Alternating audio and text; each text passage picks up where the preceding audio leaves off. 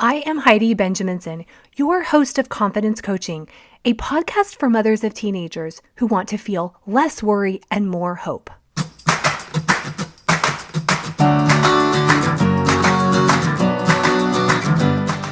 Life isn't a spectator sport. Success comes to those who show up every day with a pocket full of courage, grit, and a little sparkle. I'm glad you're here.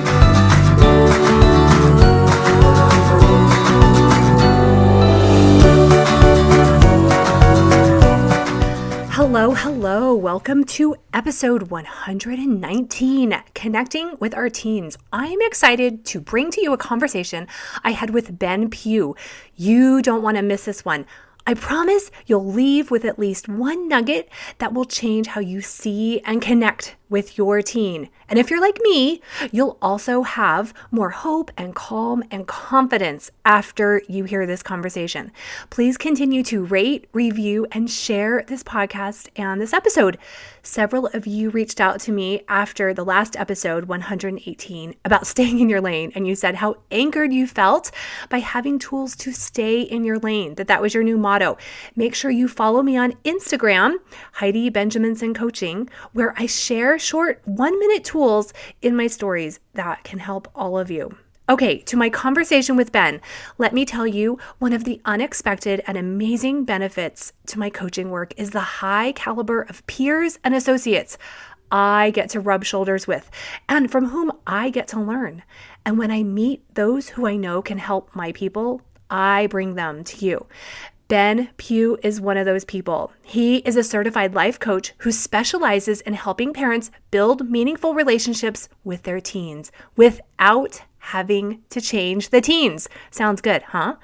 He helps parents and teens reconnect, build rock-solid relationships, and turns struggles into strengths.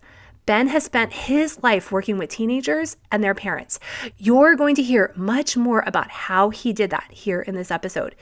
He was a foster parent for 10 years and spent 10 years in education, including 5 years as a high school principal. He helped co-found the Parent and Teen Membership, Firmly Founded. And he is also the host of the popular podcast Impact, Parenting with Perspective. I will have links to all of these in the show notes in this episode podcast page, as well as a link to the free challenge he mentions at the end of our conversation. Okay, so let's get to it.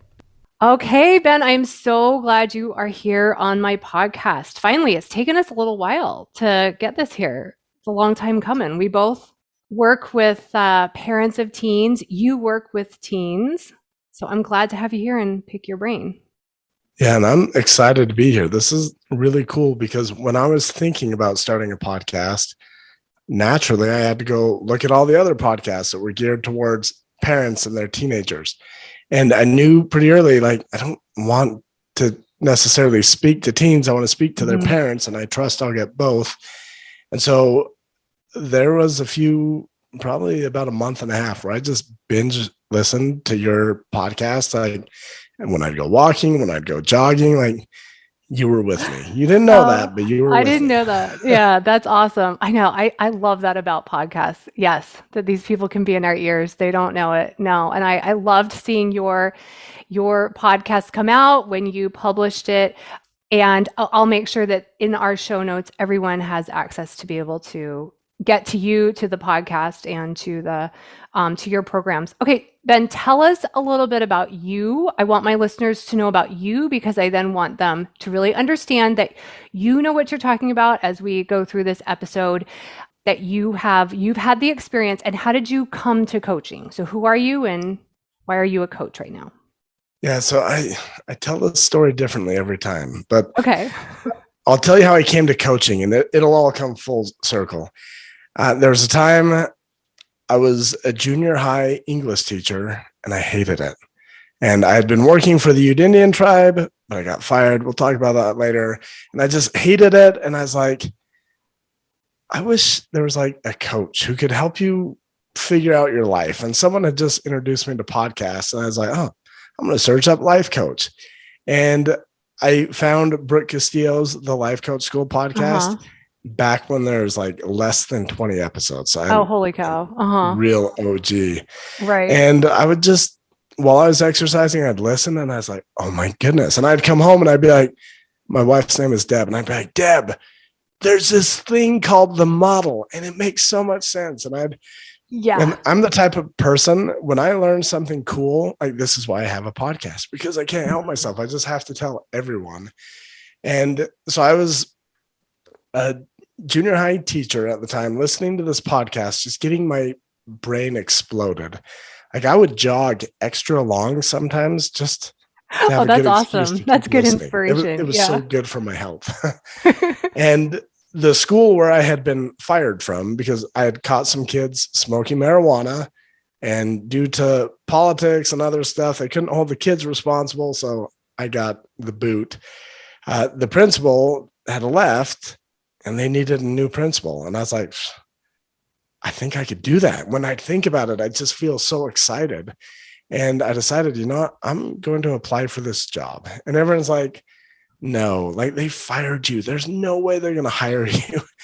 And the guy, my favorite principal, who left the same time I left that first time, he's like, dude, I don't think you're cut out for it. They will eat you up. They'll spit you out.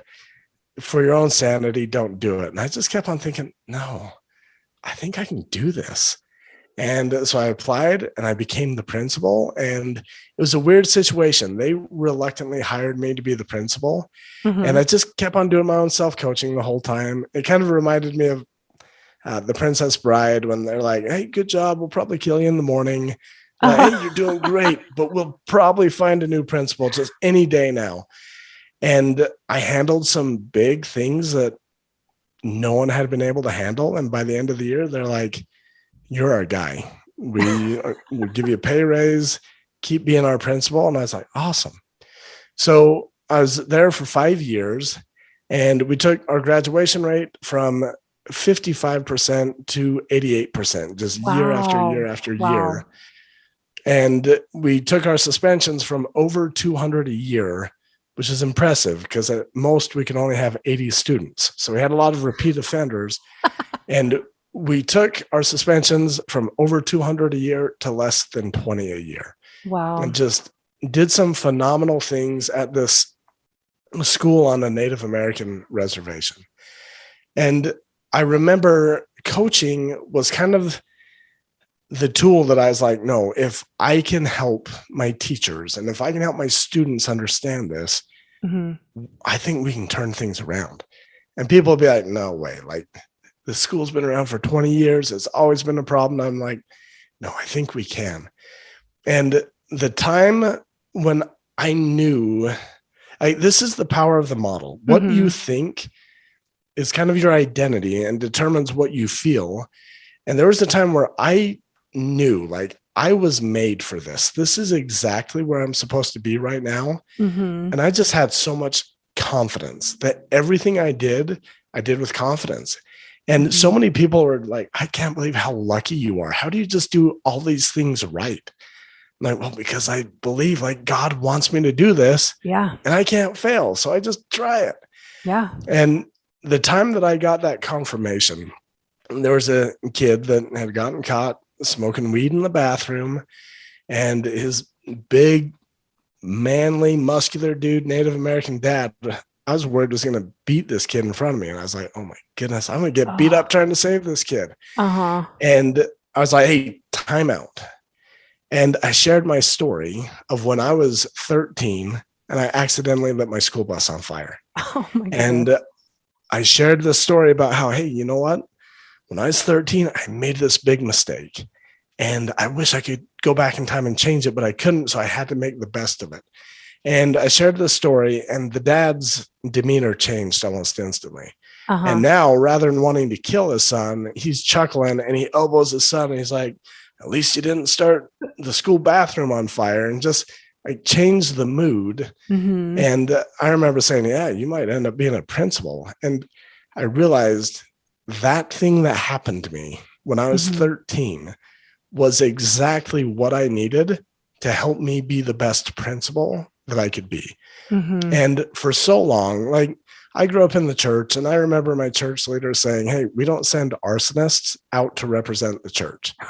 And Little I, do they I was know. able to go, Little do they. There's yeah, little probably did a they bigger know. percentage than they know. But keep on going. And, and I did go on a mission. And the better I know Christ, the more I'm like, no, that's exactly who he wants to send. Exactly. Because that is what creates the message of hope. And so one of the challenges is that teens have lost hope. And they've lost hope because their parents or their adults or like these responsible people in their lives have told them, hey, you've ruined your life. Or if you get bad grades, you won't be able to do this. Yes. And I believe this lack of hope is what is really creating a lot of anxiety, a lot of tension, a lot of worry with our teenagers.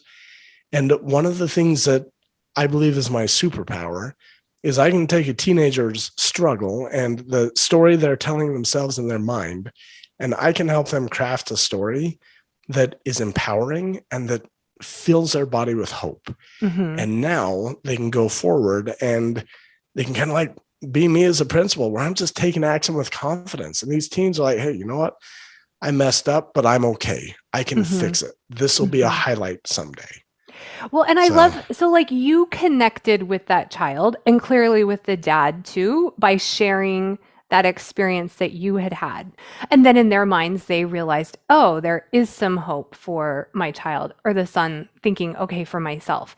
Some parents are reluctant to share some of the things they did as teenagers because either we're worried then kids will then use that as then they're going to go and reproduce all those things, or they're going to think, okay, it's okay. Mom did this once, I'll be okay.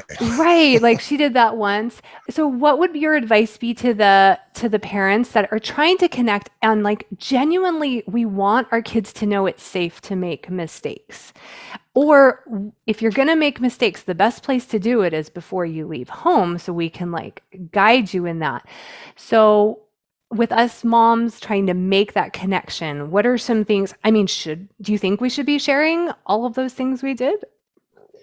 I personally don't feel like it should be like a confessional. Like there are things that my teens, I don't feel that I need to tell them, but most parents have forgotten that mistake that they made was actually a powerful moment in their lives that helped them become who they are. And so what happens is most parents are so, like, I was just coaching a mom on this today. She's so worried that her teenager will have regrets and will make mistakes that she regrets. I'm like, why are you so worried? And she's like, because I regret my mistakes. It's like, boom, right there. That's your thought that's creating this fear. And I was like, so when did you learn? Like, why is this so important? And she's like, well, because this happened to me and I learned. I was like, okay, so what was the benefit of being in that experience? And she's like, the growth, all of this, like understanding. And I think the problem is most parents are forgetting, hey, I survived being a teenager and I made all of these mistakes. And not only did I turn out okay, but those mistakes helped turn me into who I am today. And so my advice would be, rather than trying to control your teen and make sure they don't make mistakes and hiding your mistakes, like there's some, like all my kids know that I accidentally lit my school bus on fire, but they don't know some of my other mistakes. But as I see them making the same mistakes, I just trust, no, they're going to be okay. Like, it'll all turn out fine. And that changes how I feel, which changes how I parent. And absolutely. Yes. That energy. And I think as parents, I mean, that's what with my clients we're working on every single day is changing that energy that they're putting out. They can't change how their child is going to act or feel, but they have total control over changing the hope that they have. So you coach teens as well as parents. What are some other concerns that you see that as parents, we really need to be aware this is what they're worried about? So you mentioned this overall pervasive kind of hopelessness. That's one thing. And we can talk a little bit more about that in a bit. What are kind of the top issues that you see them struggling with? I have a podcast. This is perfect because I just recorded it today. So I'm going to tell you some of what's on my podcast is upcoming. I believe that our teenagers want their parents to connect with them. Okay. Your teenager actually wants to connect with you, but deeper, they want you to connect with them. And a lot of parents are very reluctant to connect with their teenagers right where they are. Sexuality is one that I've Mm-hmm. coached a lot on recently. And they're like, no, if I connect with my Mm-hmm. teen there, then I'm supporting that and I'm Mm-hmm. condoning that. And teenagers just want to be connected with. Mm-hmm. When I was a principal, so many of my teens were into gangs. Mm-hmm. And I would ask them, like, what's the benefit of being in a gang? And they'd always Mm-hmm. tell me, these are my bros. They get me. They understand. And I'm like, Yeah. oh, it's that connection piece. That's It's all they want. belonging and connection. Mm-hmm. Yeah. And when I was a principal, we I got in a little bit of trouble with the state because I changed our grading and I did some things that they were like, I'm not sure if you can do that. And I'm like, guys, what we've been doing is not working. So we're going to try something different. And there was an experience where one of my students had been caught smoking cigarettes on this end of year trip that we took our students on. And the adults caught her. They brought her down. They're like, we're going to have to send her home. And I was like, let's see about this. Like, how long have you been smoking? She's like, since I was 7 or 8, Wow. somewhere in there. Mm-hmm. And I was like, how long is the longest you've gone without smoking? And she's like, this trip, 5 days now, and it's killing me. And she's like, so I bummed a cigarette off this dude at a gas station. And I couldn't help myself. I was like, man, I'm not addicted to cigarettes or alcohol, but man, Diet Dr. Pepper, Right. I can't go a day For without that. five Like, I days, know right? how hard that is. Uh-huh. And the cool thing about this student, she hated me. Like, she would give me a death look and she'd swear at me and just nasty. And she's the one who got in trouble. And she was like, don't send me home. And I'm like, I'm not going to send you home. I get it. And you broke a rule, but I want to be as fair as possible. What do you think would be fair? How do we get over this? And she's like, just make me hang out with a staff. And I was like, you got it. Pick your favorite staff. I trust them all. You get to hang out with them. The cool thing was that happened at the end of one school year. Mm-hmm. At the beginning of the next school year, I walk into the school and this girl that usually like glares at me comes Mm-hmm. running to me and I'm like flinching, like, oh, she's going to hit me. She gives me this hug and she's like, Mr. Pugh. I'm like, what? And she's just excited to see me because we had built a connection. Uh-huh. And rather than connecting where I wanted her to be, like, you don't smoke, you don't break any of the rules, I just connected with her right where she was. Where she was. That's beautiful. And that was a powerful example. That's what shifted everything at the school. We decided, you know what? It's the beginning of the year. Let's do a boys retreat. Let's do a girls retreat. Let's start building these relationships. Mm-hmm. And COVID has made life hard. Our teenagers are thirsting for connection. Mm-hmm. And the only thing they have is a cheap substitute in the form of social media and video games and entertainment. And so what I would invite you guys as parents to do, just know your teenagers are craving connection. Mm-hmm. They want to connect with you. And even more importantly, they want you to connect with them. So find a way to connect with your teens right where they are, whether it's playing video games, whether it's working on the car, whatever it might be. And teenagers love it. Some of my clients come to me wanting me to fix their teen, and I meet with their teen and their teen's like, you're dumb. I don't want anything to do with you. Right. I always tell the parent, you be the change.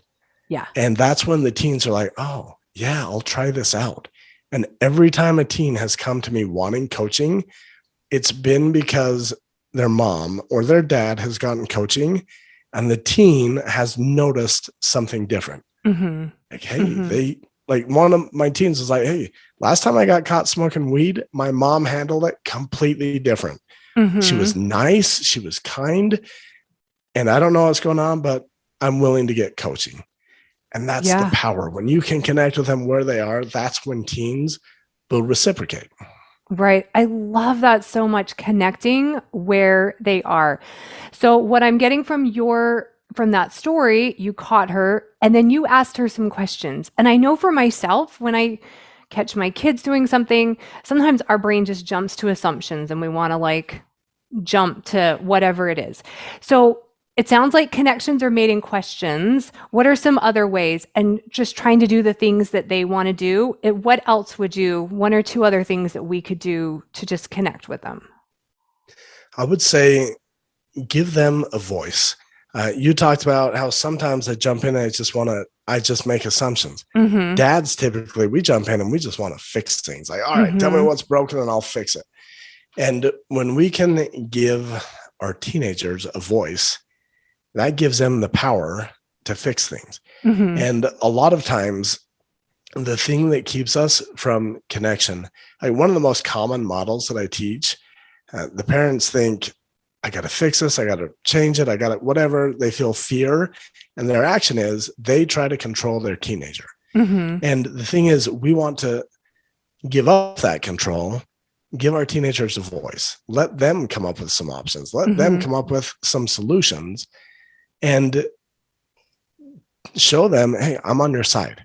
Yeah. I want to help you fix this problem. Right. And it shows that we're respecting them. Like those have been some of the best and the most surprising either consequences or solutions when I ask my kids, instead of me trying to jump to what it is. That's when we sometimes get really creative and I learn things like going on in their head. Okay, so what would you say to a mom who, maybe some advice, we catch the teenager making choices we don't want to, whatever it's going to be, maybe drugs or smoking or pornography. I know that I can tell the energy in my kids that if they know I'm going to be angry, it's just pure defense and we get nowhere in terms of connection. And I, of course, had to learn this by doing it wrong for a long time. Not that there's a right or wrong, but I really had to calm myself and realize how that initial reaction makes such a difference to them. So can you tell us, and especially because you talk with the teens, we catch a child with whatever, we find stuff in their room. What are some ways that you think we can then address the situation? First thing, catch yourself catastrophizing. Catch yourself thinking something has gone wrong. This is a problem. Everything's wrong. And when you have that awareness, when you can catch yourself catastrophizing, you now can choose new thoughts. You can interpret it other ways. I have some clients that are like, man, you're always in my head. And I always think, well, Ben lit a school bus on fire and he turned out okay. Whatever the thought is, just be aware and know I'm not my thoughts. I'm the thinker of my thoughts. So I now get to choose what I'm going to think. And one of the things, so I used to build houses. One of my friends always makes fun of me because I used to build houses. I used to train horses. And he's like, what haven't you done? But I used to build houses. And there's one time we were building a house or a cabin on a mountain. And the plan was we're going to dig down so many feet and that's where we're going to put the foundation. And we're digging and digging. And then we got rock bottom. Like we hit a rock and we tried to dig and we're like, yeah, we can't dig anymore. So we had to go back to the architect. I can't remember who. And I always remember they said, rock bottom is the best place to put your foundation. And one of the things that I think is so powerful as a parent, when we can realize, oh, rock bottom, that's the best place to build a foundation. This is nothing more than an opportunity for me to help my teenager build a foundation. And tough parenting moments, they're tough teenager moments as well. And if you're struggling as a parent, your teenager is struggling as a teen and they want that connection.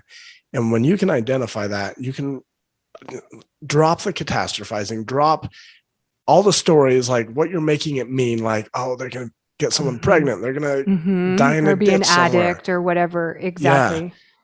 You can drop that story and you can now choose a new powerful story. Like, this is an opportunity for me to help them build a foundation.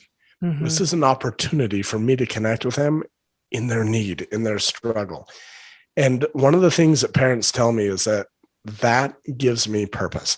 Like now, rather than having to fix it or change it or discipline, No, my job is here to connect. My job is to help build Mm-hmm. this foundation.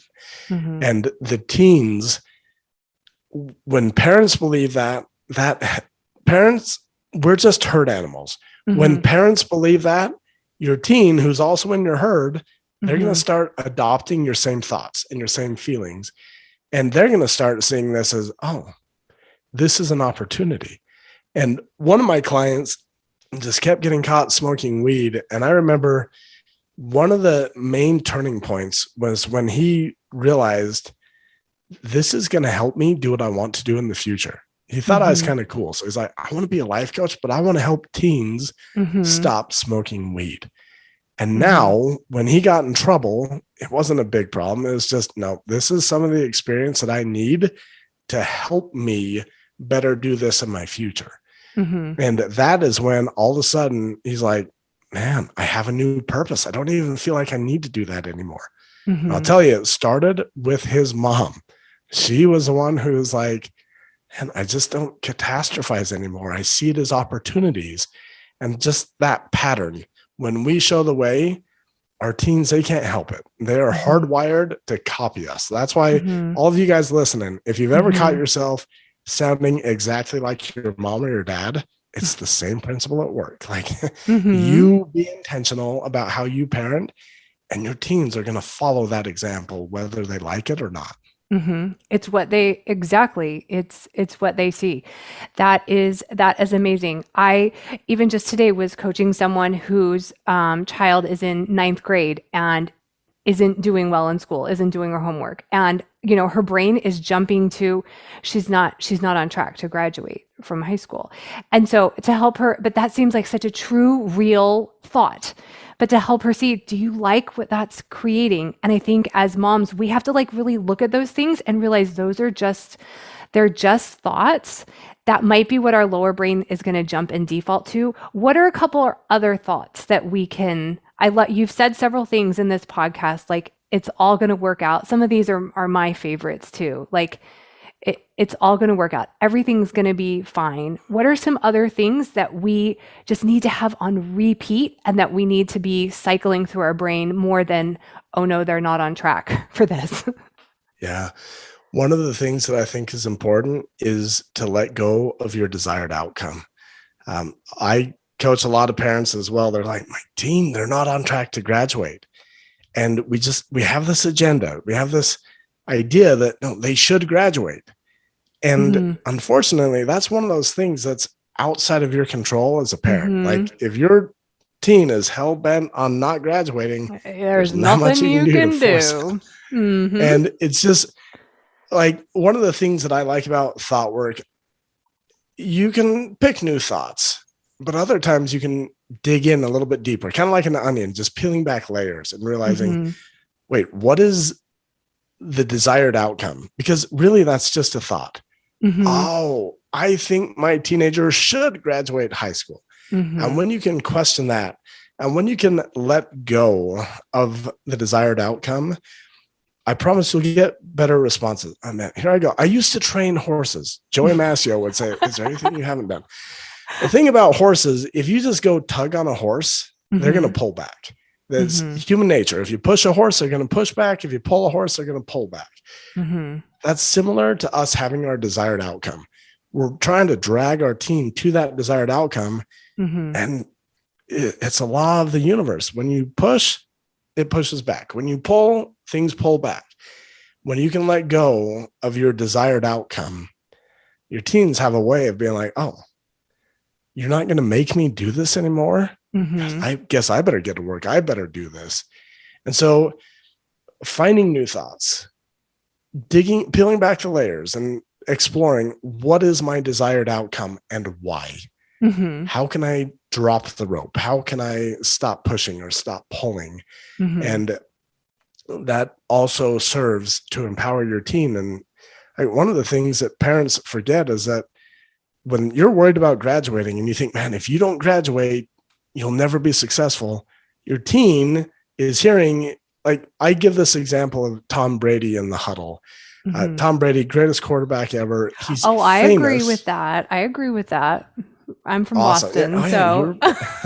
yeah, so he's famous for coming into the huddle and just being confident and calm and having his crazy little grin like, hey, we got these guys right where we want. The problem is most parents show up and they're like, I can't believe you dropped the ball. I can't believe I can't believe we're here at the last second of the game, which is usually where Tom is. Yeah. But if you can show up and be Tom Brady and have that crazy grin and be like, hey, no, everything will be okay. You've got this. That is infectious. Like Tom Brady's former teammates always talk about just how infectious his energy is. And you have the power as a parent to be the Tom Brady in your teenager's huddle. So I love that. That's why we call my family Team Benjaminson. We always have from before I had kids. I just love that whole team. That team. Can I be your mascot? Yeah. Well, I need to send you a copy of our Christmas card. We just did a Christmas card, all of us wearing Boston jerseys. But I think if we as parents can then put on that we're all a team together, I love that. And here we are in this huddle. And how do I want to show up? Most people don't improve from, Tom Brady coming in and shaming them. But if they can come in and lead with that energy, I love that. Our kids need that. And we need, and I think, and you have said this before, and this is what I'm saying over and over again, like changing us does change our children. Like we're all like big fans secretly of like Satan's plan where it's like, just do what I say and it'll all turn out. The reality is that's ultimately not what we bought into. And we only have control of ourselves. But secretly, when we do change, they do change too. The kids, they see it and they do change. And when we can change our energy, it changes the energy in the home. I totally agree. And I would say most parents, myself included, we make the mistake of trying to get our teenager to join our team. Okay. And it's far more powerful when you commit to joining your teenager's join their team. Yeah. And by the way, like Team Benjaminson, I really think like since my name is Ben, I should be your official mascot. Yeah. So pizza is our team food, I think.